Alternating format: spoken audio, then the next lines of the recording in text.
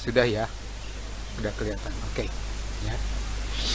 Jadi kali ini nih saya lumayan lama terpekur meninjau kembali gitu ya.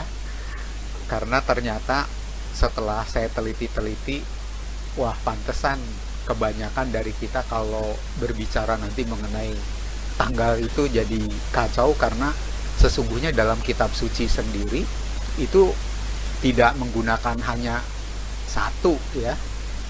Nanti kita akan lihat ya. Oke. Jadi kenapa begitu? Justru ini supaya basic bagi kita semua ya, supaya bahwa kadang-kadang gini ya, kalau tetangga sebelah itu ya, selalu kalau baca kitab suci kan harusnya tuh satu gitu kan. Jadi ini atau itu, aneh tuh, itu yang betul tuh yang Romo Patris Allegro ngomong tuh itu bener banget ya kan. Jadi kalau dia membaca sesuatu itu, mereka tuh harus dari semua banyak itu harus ditentuin satu gitu loh ya kan. Kita ini jadi yang lain diabaikan, padahal prinsip kita yang Katolik itu dan ya kan. Jadi kalau ada sesuatu pernyataan begini itu dan ada yang lain, itu kita lihatnya harusnya secara apa, holistik gitu. Artinya kita harus melihatnya secara menyeluruh ya, itu intinya begitu. Nah sekarang kalau kita apa, ingin ngelihat jelas, jadi saya berpikir gini, kita itu harus mulai ya melihat apa data-data sekuler, artinya data-data dunia ya, yang tidak tergantung kepada entah itu Alkitab, entah itu Al-Quran, entah itu apa, kebudayaan Chinese ya kan, atau kebudayaan Mesir, kebudayaan apa. Jadi kita jangan terlalu fokus ke sana. Jadi kita harus lihat sebenarnya permulaan penanggalan itu kapan ya? Kenapa begitu? Ayo kita sama-sama pikirkan. Kalau misalnya Monik sekarang buka ya, ngetik aja lewat AI atau searching di apa, searching di internet ya kan, nanya menurut kalender Yahudi sekarang tahun berapa ya kan, 5.000-an sekian kan Nik, bener nggak? 5.000-an sekian gitu. Nah itu sebenarnya jadi bertentangan dengan temuan-temuan arkeologi gitu loh, paham nggak? Apalagi di penanggalan Yahudi itu sebenarnya dunia itu dimulainya tahun 370-61 ya. Jadi 3761 sebelum Masehi. Kebayang nggak nih? Ini kalau lihat di daftar ini manusia Paleolitik yang disebut itu, dia sudah kenal kalender malah 30.000 sebelum Masehi, coba. Ya. Ini satu fakta yang apa? Nggak bisa dipungkari, nggak bisa dipungkiri, karena itu ada bukti-bukti artefaknya ya, dari tulang bertakik gitu kan. Jadi kamu itu tinggal ngecek aja nanti manusia Paleolitik ya kan, cek akan keluar lah ya di itu, entah itu di AI, entah di searching internet kedua. Nah kemudian ya, kalau itu 30.000 tahun sebelum Masehi, artinya kalau dibandingkan dengan sekarang kurang lebih 32.000 tahunan kan ya, itu sudah ada. Dan jenis kalender yang mereka pakai apa? Lunar. Maksudnya lunar itu apa? Mereka mengukur waktu berdasarkan bulan gitu. Kenapa? Karena mudah dilihat ya, mudah dilihat dan tidak silau kan. Kalau mengamati matahari mereka akan kesulitan, tapi kalau misalnya sudah gelap, ngelihat mulai ya, mereka lihat kok dari ada yang gelap ya, tertentu ada malam yang gelap total gitu kan. Gelap total itu artinya posisi bulan benar-benar menghalangi, atau maksudnya bulannya itu dijatuhi hanya bayangan bumi kan, hanya bayangan bumi gitu kan. Itu dalam posisi berat. nanti ada sedikit keluar kayak bulan sabit tapi tipis begitu. Nah, itulah yang disebut sebagai awal bulan oleh orang-orang yang menganut lunar, ya kan? Nanti saya akan tunjukkan gambarnya, ya kan? Tapi ini saya lisan aja supaya dapat gambaran seperti itu, ya. Jadi ternyata kalau mereka itu ngamatin orang kuno, ya, ternyata si bulan sabitnya kan membesar, ukurannya kan makin lebar, sampai suatu ketika kelihatannya bulat sekali. Itu yang disebut sebagai bulan purnama kan, ya, bulan purnama. Nah, di bulan purnama inilah, ya, sebenarnya nanti Paskah itu terjadi, ya. Makanya Paskah Yahudi itu adalah Paskah yang berdasarkan di mana cirinya waktu ngelihat bulan itu terlihat bulat penuh, ya, posisinya seperti itu. Nah, manusia yang namanya Paleolitik itu sudah mengamati seperti itu. Jadi mereka ini menentukan waktu tuh, berapa lama berdasarkan ini. Memang mereka belum mendefinisikan ya tahun segala macam, itu akan bergerak berikutnya, ya. Tapi itu memang jadi patokan waktu mereka untuk entah itu seseorang itu usianya berapa, atau bayi itu bertumbuh jadi besar terus bisa jalan, bisa kemana, berapa bulan yang mereka amati dari pengamatan seperti itu, ya. Tapi kan kalau yang namanya musim ya, pertumbuhan, tumbuh-tumbuhan, panen segala macam, itu pengaruh yang paling kuat itu adalah karena sinar matahari, bukan? Ya. Jadi di kita sendiri kalau posisi sinar mataharinya seperti sekarang nih, September lagi tepat ya di Katulistiwa, di puncak kita ngalamin panas banget kan cuacanya. Ya, di September, Oktober seperti sekarang ini. Karena itu adalah jarak yang terdekat dari matahari ke bumi, terutama kita yang di tropis, ya kan? Dan itu benar-benar lagi tegak, jadi panasnya terasa kan seperti sekarang, ya. Nah, musim itu kan tergantung karena dengan penyorotan sinar matahari, penguapan air dari tanah dan dari laut itu bisa cukup kuat, dan itu yang akan mengatur turunnya hujan kan, cepat jenuh atau enggak turun hujan segala macam. Nah, itulah yang mempengaruhi musim ya, ada makanya musim semi, musim gugur, musim dingin dan seterusnya terpengaruh oleh matahari. Ya, jadi kalau lunar atau bulan itu hanya menandai waktu, tetapi kalau matahari itu menandai musim, ya, entah itu kapan kita menanam, kapan kita memanen, itu berdasarkan cuaca kan. Nah, cuaca itu tergantung tergantung kepada matahari.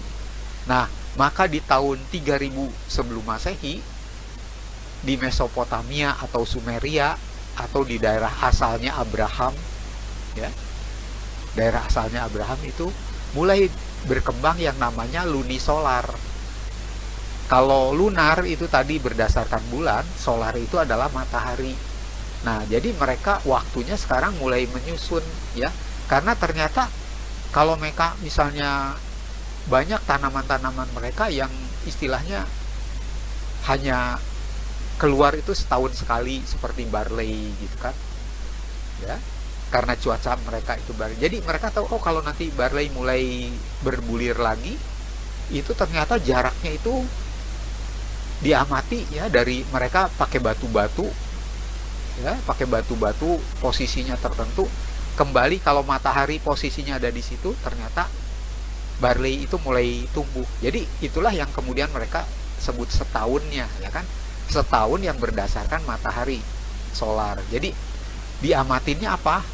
Karena mereka itu masih kuno kan, berarti mencari posisi di mana matahari yang tidak terlalu terik. Biasanya tentu diamatinya waktu fajar atau pada mau terbenam kan, supaya tidak terlalu silau. Dan mereka ngaturnya seperti situs-situs yang diketemukan itu berdasarkan batu-batu yang disusun. Ya, kalau kamu searching di website itu kan nemukan itu. Jadi itu tahun 3000 sebelum Masehi. Nah, Musa kan hidupnya itu di sekitar 1700-an, 1800-an ya. Jauh sebelum itu yang namanya Yusuf ya, 400 tahun sebelum itu, jadi 2000 tahunan sebelum Masehi. Nah, Mesir yang disebut kalender sipilnya, yang disebut kalender solarnya ya, itu sudah muncul di sekitar tahun 2700-an sebelum Masehi. Nah, ini yang murni. Kalau tadi kan lunar, bulannya bulan murni, Mesopotamia adalah gabungan bulan dan matahari. Mesir ini pertama kalinya dia yang menciptakan kalender apa? Kalender solar gitu. Nah, kenapa mereka bisa menciptakan itu? Karena mereka mencirikan gini.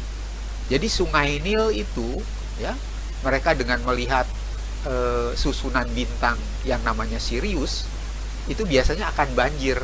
Jadi kejadiannya 1 tahun sekali ya. Makanya mereka ngukurnya kalau ada tanda-tandanya dari bintang Sirius mulai terbit, mereka mulai waspada karena banjir bisa datang ya kan. Dan mereka menentukan waktu jadi bisa persiapan sehingga mereka tidak terlalu kena akibat. Karena kalau misalnya mereka hanya berdasarkan bulan, mereka nggak cocok ya kan ngitungnya. Makanya mereka menerbitkan apa yang namanya kalender solar. Nah, kemudian tahun 2500 sebelum Masehi itu ada di lembah Indus ya.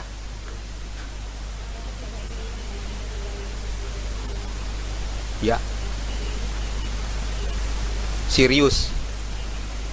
Jadi pas nanti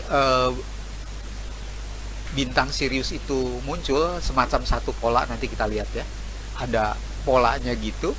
Nah, di situ mulai banjir dan itu nongolnya kan setahun sekali gitu kan. Karena itu mereka supaya banjir. Kamu tahu kan Sungai Nil itu kan kayak seperti danau ya kan. Jadi kalau hujannya lagi ini kan, makanya itu kan matahari kan tergantung itu kan jadi musim ya, deras gitu. Jadi mereka bisa lebih antisipasi begitu nih kalau ngelihat dari itunya ya. Jadi basicnya tuh itu. Dan jangan lupa bahwa waktu itu Musa dan Yusuf kan hidup di sana. Orang Israel di sana kan sekitar 430 tahunan kan nih, bener nggak ya, di sana gitu loh. Jadi mau tidak mau kan pasti terpengaruh gitu kan. Ini kita ngelihatnya netral ya, dan kita berdasarkan arkeolog gitu loh nih. Tapi jangan lupa di sini saya ngasih penjelasan ya, bahwa kenapa di Mesir nih pakai tanda kurung kan kalender sipil ya kan. Artinya itu kalender yang diciptakan oleh pemerintah kan. Jadi oleh raja-raja di situ. Nah, sedangkan sama mereka juga kan keturunan manusia paleolitik kan. Mereka juga punya itu penanggalan lunar gitu kan. Tapi sama seperti lunar itu yang pakai bintang-bintang gitu kan, kayak ramalan bintang Aries, Capricorn segala macam. Itu basicnya itu lunar gitu loh nih, ngerti ya? Jadi yang lunar itu di sana juga sudah ada, tapi mereka untuk kepentingannya gitu ya, kayak semacam klinik lah, atau bukanlah ramal-meramal, jadi lebih ke religius gitu ya. Jadi sesungguhnya mereka tuh di dalam hidupnya itu menggunakan 2 kalender gitu loh nih. Yang satu kalender yang berdasarkan musim, karena itu kan untuk menentukan kapan mereka harus menanam, panen kan, karena pemerintahan kan bertanggung jawab pada masyarakat kan, supaya bisa menyediakan pangan gitu kan, dan segala macam. Itu tidak bisa tergantung dari kalender lunar gitu loh nih. Paham ya? Basicnya tuh begitu gitu loh. Sehingga kalau pemerintah tentu yang mengawasi itu, mereka harus berdasarkan pada kalender solar gitu kan. Tapi kalau misalnya emang watak orang dilahirkan sekian-sekian, mereka ngamatinya lewat lunar gitu loh ya, gitu loh ya. Jadi bulan bagaimana posisinya, terus nanti ada planet-planet kan, itu nanti muncul di Pagan, tapi Pagan tuh munculnya di tahun berikut-berikutnya lagi kan, sebelum berikut ini. Makanya di sini saya sampai lihat aja ya, sampai Tiongkok nih ya, Chinese ya, dinasti Xia. sang itu menggunakan lunisolar. Jadi mereka punya buktinya, bukti dari tulang-tulang orakel, sama seperti yang paleolitik tadi ya. Jadi dari tulang-tulang mereka kan ngukir segala macam, mereka menentukan ada. Nah, nanti kita juga akan sampai, rasanya saya pernah juga nyinggung kan sama kamu ya, yang jadi di kalender Yahudi juga ya, itu diketemukan ya kan, yang seperti itu. Jadi bukti-bukti arkeolognya. Itu waktu kita berbicara Qumran kalau nggak salah ya, Eseni. Oke, ini sorry saya memberikan gambaran supaya kita tahu dulu perkembangannya ya.